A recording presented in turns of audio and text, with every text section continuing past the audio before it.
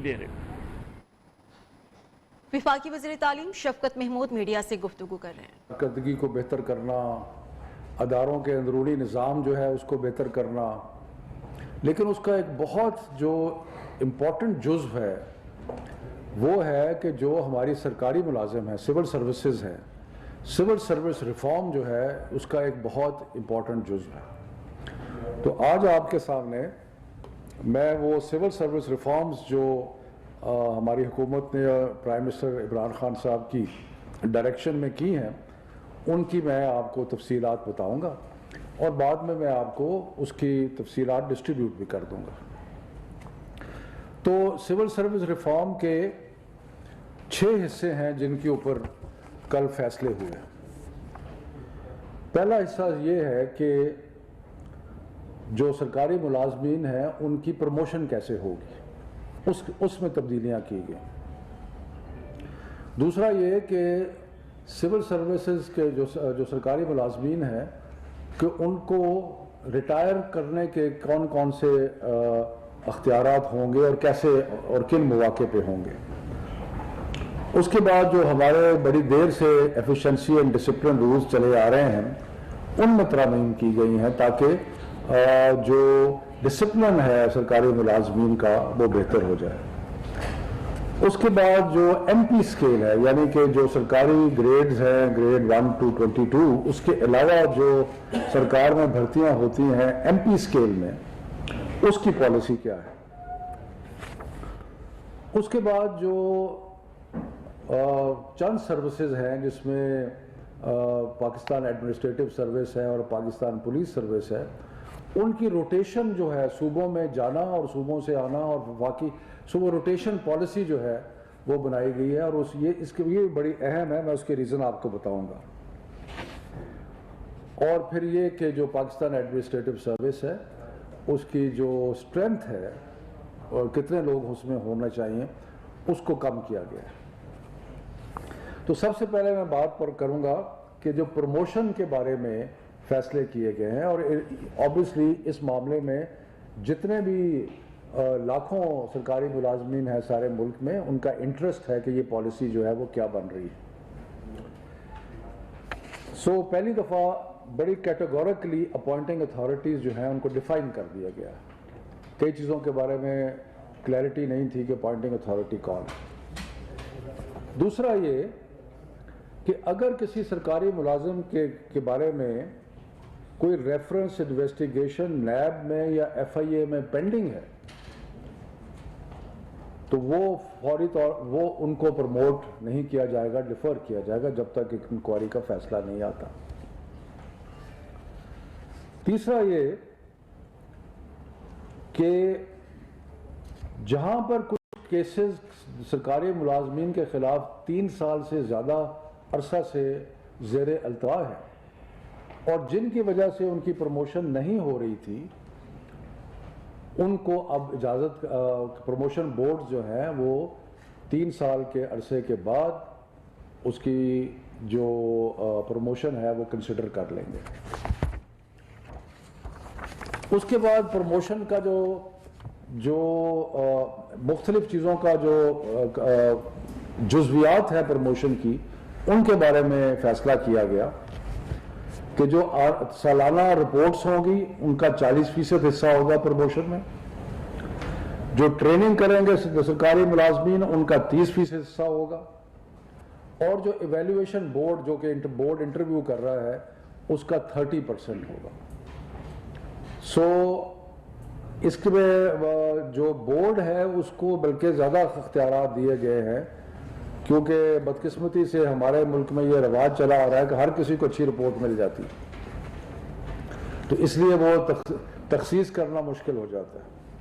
تو اب یہ ہے کہ بورڈز کو 30% جو لیوے دیا گیا ہے پروموشن میں، اس سے ان کو زیادہ اتھارٹی ہو جائے گی۔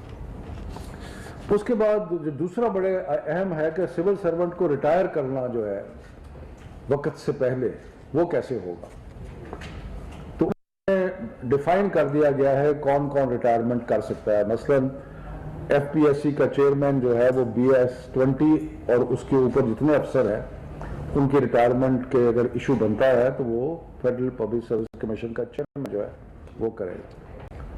17 سے 19 سیکرٹری کے اختیارات ہوں گے اور 16 اور اس سے بلو کے جو سینئر جوائنٹ سیکرٹری ہیں ان کے اختیارات ہوں گے. اب جو بڑی امپورٹنٹ چیز ہے کہ سرکاری ملازمت میں لوگ جب آ جاتے ہیں تو اس کے بعد بہت مشکل ہو جاتا ہے چاہے وہ کام کریں یا نہ کریں، تاکہ ان کو وہ ساری عمر گزر جاتی ہے. اور کئی ایسے لوگ ہیں، بیشتر تو کام کرتے ہیں لیکن کچھ ایسے لوگ ہیں جو کام نہیں بھی کرتے.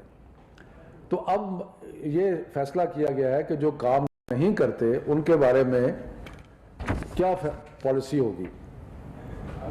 جن کی 3 رپورٹس اینول رپورٹس جو ہوتی ہیں، اینول کانفیڈینشیل رپورٹ، وہ اگر بلو ایوریج ہیں یا وہ ایک گراؤنڈ بن سکتا ہے ریٹائرمنٹ کا کہ بھئی آپ کی لگاتار رپورٹیں آ رہی ہیں کہ آپ اپنا کام صحیح نہیں کر رہے تو اس لیے آپ کو ریٹائر کیا جا سکتا ہے. یا کوئی شخص ہے وہ گریڈ 21 تک پہنچ گیا ہے یا پہنچ گئی ہیں لیکن 3 دفعہ پروموشن بورڈ ہوا اور ان کی پروموشن نہیں ہوئی اور پروموشن بورڈ نے ان کو اس قابل نہیں سمجھا کہ ان کو پروموٹ کیا جائے تو وہ بھی ریٹائر کیے جا سکتے ہیں.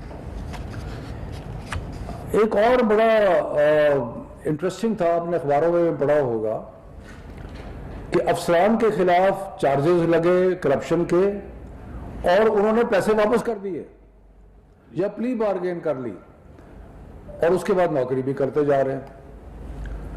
تو اب یہ فیصلہ کیا ہے کہ جو پلی بارگین کرے گا یا والنٹری ریٹرن کرے گا تو اس کے وہ بھی ایک گراؤنڈ ہوگا ریٹائرمنٹ کا.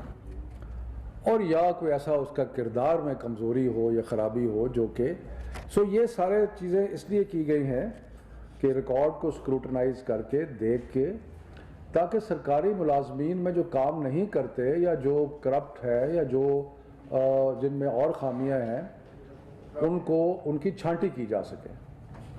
ٹھیک ہے. اس کے بعد ایفیشنسی اور ڈسپلن رول جن کے تحت جو آپ سمجھ رہے ہیں ضابطہ ہے سرکاری ملازمین کے لیے ڈسپلن رولز کا، اس کے تحت ساری اس کو ای این ڈی رولز کہتے ہیں. جو ای این ڈی رولز ہیں وہ سرکاری ملازمین کی جو نوکری ہے اس کو سارے کو ڈیفائن کرتے ہیں. اس میں کچھ تبدیلیاں کی گئی ہیں.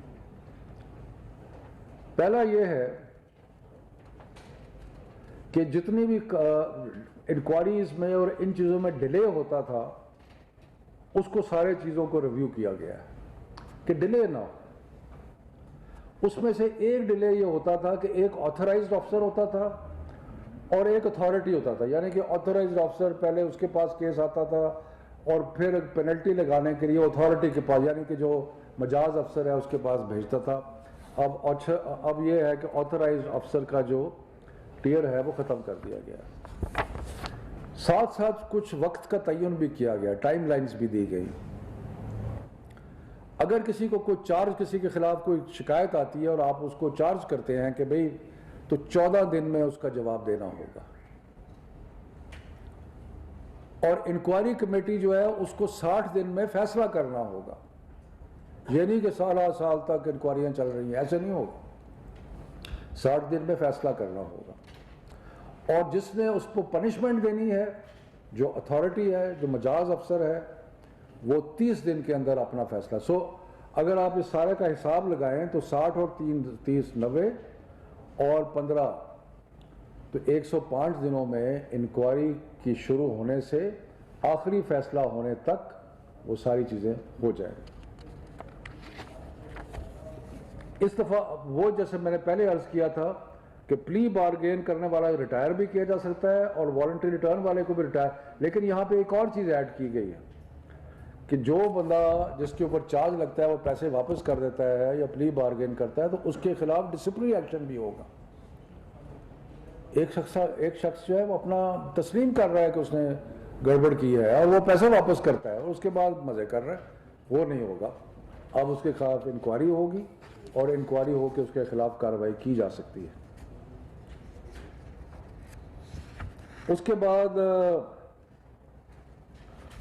تاکہ انصاف ہو، آخری فیصلہ کرنے سے پہلے اتھارٹی جو ہے جس نے آخری فیصلہ کرنا ہے رکھنے کا یا نہیں رکھنے کا، وہ ان کو موقع دے گا کہ وہ ان کے سامنے پیش ہوں، اور جس کو پرسنل ہیئرنگ کہتے ہیں اس کا موقع جو ہے وہ دیا جائے گا۔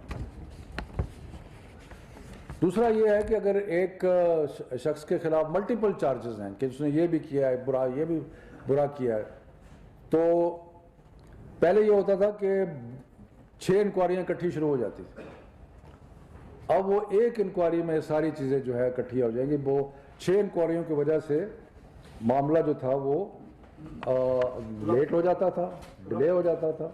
اب کلب ہو جائے گا، اور کلب کر کے ایک افسر جو ہے اس کو، اور جو پاکستان ایڈمنسٹریٹو سروس کے آفیسرز ہیں جو صوبوں میں نوکری کر رہے ہیں، ان کے بارے میں یہ ہوتا تھا کہ اگر ان سے اگر کوئی غلط کام ہوا ہے تو چیف سیکرٹری ان کے خلاف انکوائری شروع کرتا تھا، لیکن اگر چیف سیکرٹری نہیں کرتا اور 2 مہینے گزر جاتے ہیں تو اسٹیبلشمنٹ ڈویژن بھی کر سکتی ہے۔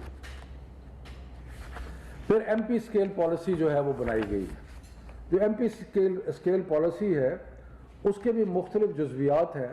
بنیادی بات یہ ہے کہ اس کی جو ریکروٹمنٹ ہے اس کا طریقہ کار وضع کیا گیا ہے کہ اگر آپ اشتہار بھی دے سکتے ہیں اور ویسے پتہ بھی کرا سکتے ہیں کہ اگر آپ کو اچھا بندہ کہیں سے ملتا ہے تو اس کو ڈھونڈ کے لا سکتے ہیں، اگر آپ میں سے کوئی اچھا ہے تو ہم ان کو لا سکتے ہیں۔ اس کے بعد جو ٹائم پیریڈ ہے ایم پی اسکیل میں وہ 2 سال سے 3 سال کا کر دیا گیا ہے، اور اس میں ایک کمیٹی بنائی ہے جو کہ اس کو 3 سال سے آگے ایکسٹینڈ بھی کر سکتی ہے۔